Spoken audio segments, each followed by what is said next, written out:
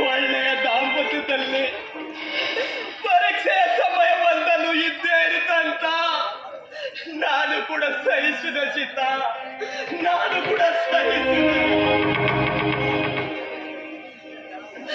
ಆದರೆ ನನ್ನದೆಲ್ಲದ ದಪ್ಪಿಗೆ ನನ್ನವರೇ ಹರಿದಿರುವಂತಹ ಕುತಂತ್ರದ ಬಲೆಯಲ್ಲಿ ಸಿಲುಕಿ ನಾನು ವಿನಾಕಾರ ಜೈಲಿ ಸೇರಿಸಿದ್ದ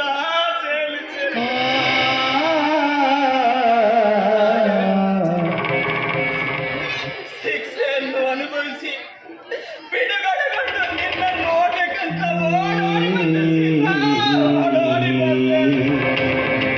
ಆದರೆ ನೀನು ಆ ಮನೆಯಲ್ಲಿ ಬಿಟ್ಟು ಈ ಮಸಳ ಮನೆಯನ್ನು ಸೇರಿದ ಸಿದ್ಧ, ಮಸಳ ಮನೆಯನ್ನು ಸೇರಿ.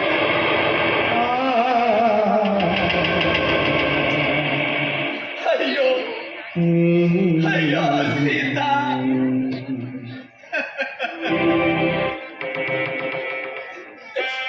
ನನ್ನನ್ನು ಬಿಟ್ಟು ಹೋಗುವುದಕ್ಕೆ ಅಂತ ಗಟ್ಟಿ ಮನಸ್ಸು ಯಾಕೆ ಮಾಡಿದೆ ಸೀತಾ? ಯಾಕೆ ಮಾಡಿದೆ?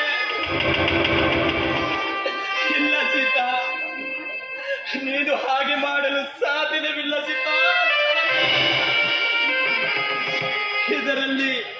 ಇದರಲ್ಲಿ ಯಾರದ ಕೈ ಮಾಡ ಅಂತೂ ಖಂಡಿತ ಇದೆ ಸೀತಾ, ಖಂಡಿತ ಇದೆ.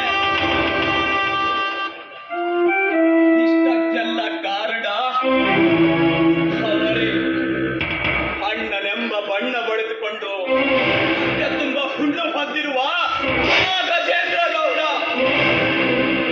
ಹಾಗೂ ಅವನ ಮಗ ಧರ್ಮ, ಆ ನೀಚ ಕಾಳಿಂಗ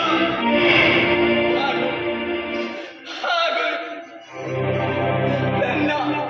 ನನ್ನ ಮಗ ಆ ಚೇತನ.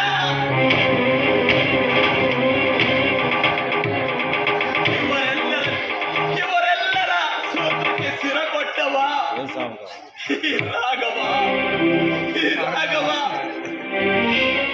25 ವರ್ಷಗಳ ಹಿಂದೆ ಬೇತಾಳದಂತೆ